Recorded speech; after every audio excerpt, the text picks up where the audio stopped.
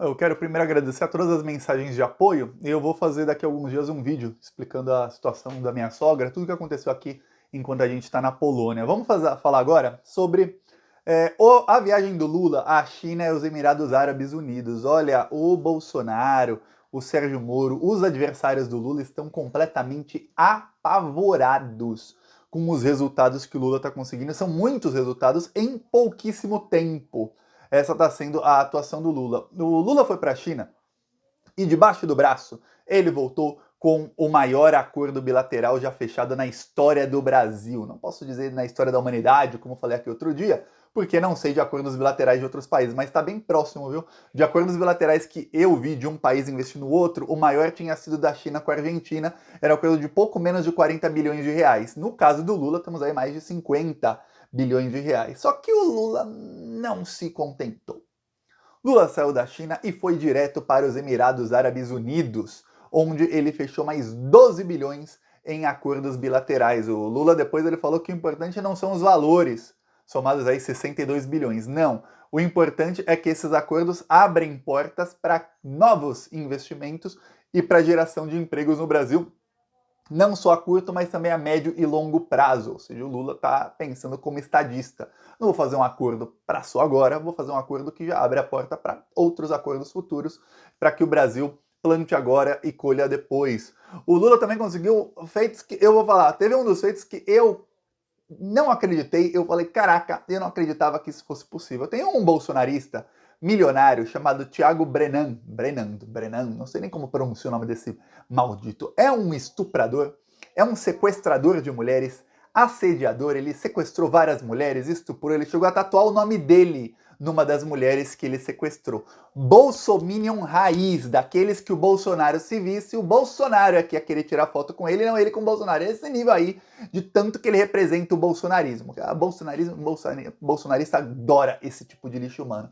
Pois bem, esse lixo humano, depois de cometer os crimes que cometeu no Brasil, ele se refugiou nos Emirados Árabes Unidos. Eu vou te falar uma coisa sobre esses países árabes aí. Emirados Árabes, Catar, Bahrein, Arábia, esses lixos de países os quais eu, Thiago, espero nunca ter que pisar meu pé nesses países. Aliás, eu vou confessar uma coisa aqui, o motivo de eu não ter ido para a Copa do Mundo, a minha esposa, ela trabalha com futebol, ela foi convidada por 2 canais de TV do México para ir para a Copa do Mundo. Foi exatamente porque era um lixo de país que foi a Copa do Mundo, aí a gente resolveu não ir. Pois bem, em alguns desses países o estupro é praticamente legalizado. Eles extraditarem uma pessoa que está sendo acusada em outro país de estupro, coisa do tipo, é um negócio raríssimo. Eu não vou dizer inédito, porque eu não acompanho casos desses países com outros países. Mas para com o Brasil, pelo menos, é inédito. Este Bolsominion está preso desde outubro lá nos Emirados Árabes, não porque o governo dos Emirados Árabes seja muito contra estupro e coisas do tipo, porque não é. Mas porque ele está na lista vermelha da Interpol.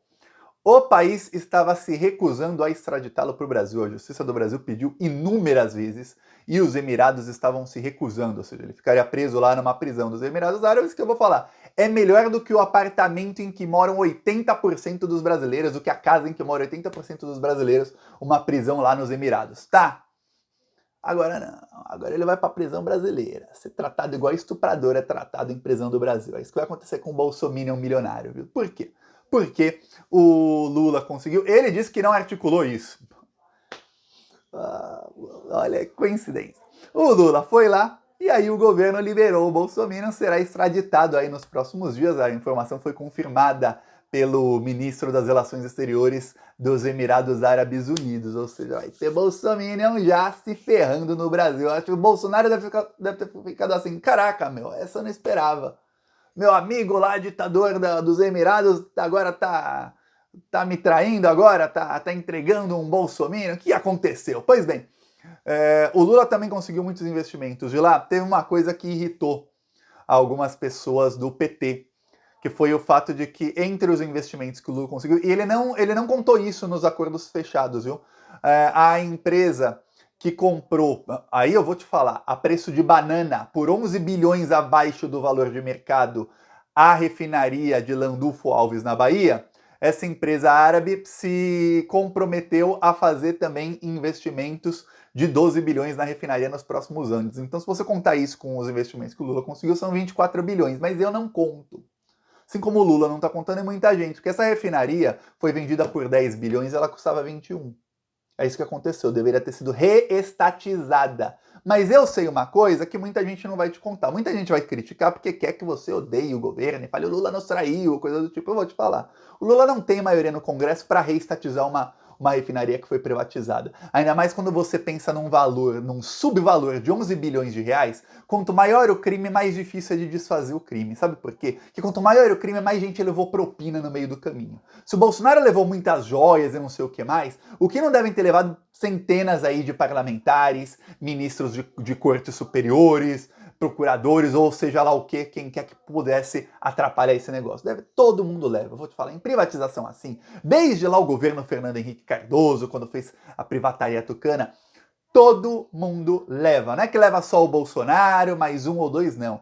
Ó, são centenas de beneficiados pelas propinas, viu? E aí, repito, quanto maior o crime, é porque rolou mais propina para mais gente. Saiba disso, viu? Saiba bem disso. Então, é praticamente impossível. É por isso que eu falo, é muito importante a esquerda seguir ganhando eleições. Porque chega um governo de direita, olha só, tivemos aí governos entreguistas por quê? 6 anos. Pelo quê? Por 6 anos. Governo Temer, 2 anos, Bolsonaro, 4 anos. Em 6 anos destruíram, entregaram tanta coisa que, eu vou te falar, é praticamente impossível de reconstruir e de recuperar o que foi entregue. O que a gente pode fazer é construir coisas novas e construir um Brasil melhor com coisas novas, porque o que foi entregue é muito difícil reestatizar.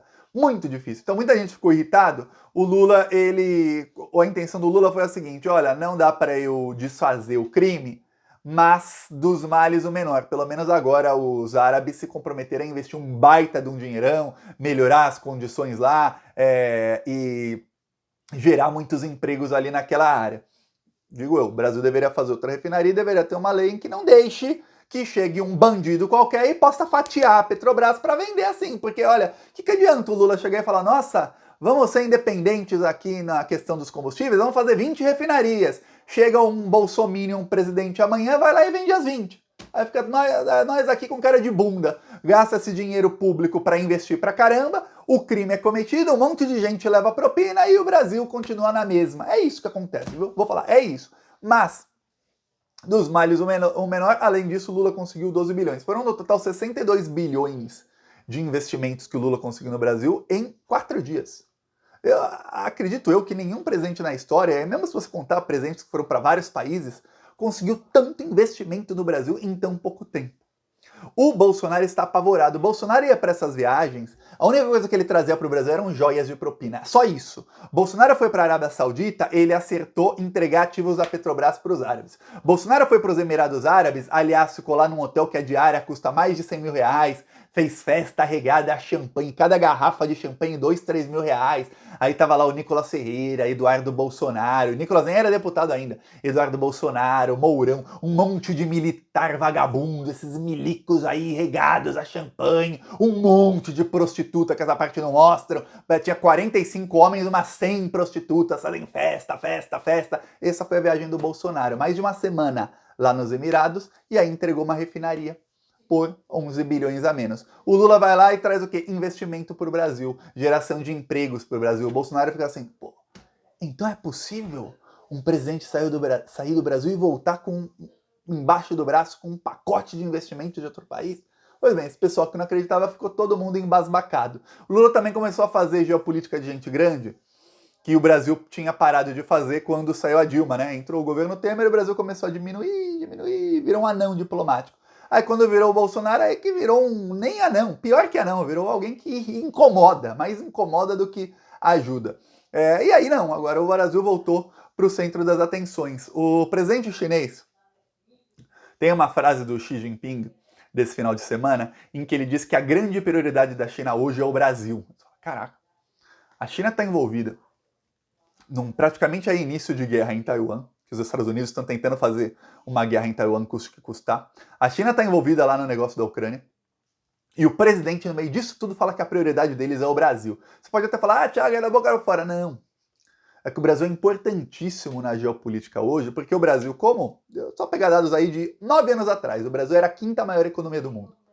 O Brasil tem potencial para ser uma das 5 maiores economias do mundo novamente em pouco tempo. O Brasil tem muito potencial para investimento, para investir em indústria no Brasil. O Brasil é um país que ainda não está industrializado, assim como os países em desenvolvimento não estão industrializados. E agora, essa parceria Brasil-China faz o quê? Começa a isolar cada vez mais os Estados Unidos. Hoje é a primeira vez na história recente da humanidade em que os Estados Unidos estão se isolando cada vez mais. Alguns líderes europeus perceberam o erro que foi apoiar as ações americanas no conflito da Ucrânia, perceberam que deram um baita de tiro no pé e perceberam que estão sendo marionetes, fantoches do Joe Biden e dos interesses dos americanos. O que eles perceberam é o seguinte: nossa, se a gente isolar a China e a Rússia, a gente ganha o que com isso? Ah, a gente não gosta da Rússia, tá, mas a gente ganha o que com isso? Ganhar alguma coisa, ganhar. A gente ganha o que com isso? Pô, nada. Pelo contrário, a gente perde um monte. E os Estados Unidos dão o que pra gente se a gente isolar a China e a Rússia do resto do mundo? Nada. Ah, o Biden vai sorrir pra gente. Que coisa. E se a gente ficar do lado da China, por acaso? A gente ganha o quê? Pô, bilhões e bilhões e bilhões e bilhões de investimentos. Ah, mas o Biden não vai gostar. Vai fazer o que o Biden que não goste. Então, cada vez mais líderes estão abrindo o olho para isso. A China conseguiu um acordo entre a Arábia Saudita e Irã, que são 2 maiores produtores de petróleo do mundo, e eram países que não se falavam. Voltaram a ter relações diplomáticas, estão aí num acordo para entrar num grupo chamado BRICS Plus. Tem o BRICS e outros países devem ser adicionados ao BRICS. Tem aí Bangladesh, Argentina, aí tem Emirados Árabes e alguns outros países para entrar no BRICS e formar esse mega grupo chamado BRICS Plus, que não vai mais usar o dólar. É isso que os Estados Unidos estão em pânico, porque nesse grupo chamado BRICS Plus você tem Rússia, Brasil, tá aí na iminência Emirados Árabes Unidos, Irã, Arábia e outros países que são dos maiores produtores de petróleo do mundo. Se esses países todos estão num mega bloco comercial, eles não usam mais dólar, a desdolarização que já está acelerada do mundo vai acelerar muito mais rápido. E aí vai acontecer uma coisa que vai ser pela primeira vez na história recente da humanidade. Os Estados Unidos estarão em uma posição em que eles poderão sofrer sanções dos outros. Quer dizer, se daqui 10 anos os Estados Unidos atacaram não sei qual país ali, ou tentaram impor um golpe de Estado de outro país, foi provado, chega a China e fala, vamos impor sanções aqui aos Estados Unidos. Sanções a vocês. E aí os Estados Unidos vão começar a ficar mais pobres, vão começar a sentir na pele o que eles estavam fazendo com os outros. Que até então o mundo estava uma delicinha para eles. Nossa, vamos matar 1 milhão de pessoas no Iraque? Vamos. Ah, mas vai custar 8 trilhões de dólares. Pô, a gente imprime mais dólar que se dane. O resto do mundo paga pra gente. Pô, vamos implantar um golpe de Estado no Brasil? Vamos, a gente treina lá juiz, treina os procuradores, treina um monte de gente, paga um monte de propina para um monte de gente, paga propina para os meios de comunicação, para jornalista vagabundo e pronto, dá um golpe. Agora não. Espionaram a Dilma, espionaram a Angela Merkel, ex-chanceler da Alemanha, espionaram, agora vazou, essa semana estava espionando congressistas da Coreia do Sul. Que tipo de país? Agora pensa nos líderes europeus, até a Coreia do Sul, o parlamento sul-coreano, essa semana emitiu uma nota contra os Estados Unidos. Falando, pô, é inaceitável que um aliado nos espione. Agora você prefere um aliado que sempre que fala contigo, te dá um monte de dinheiro, investe um monte, fala, vamos melhorar junto nós dois a nossa vida, ou você prefere ter um aliado, um amigo que te espiona?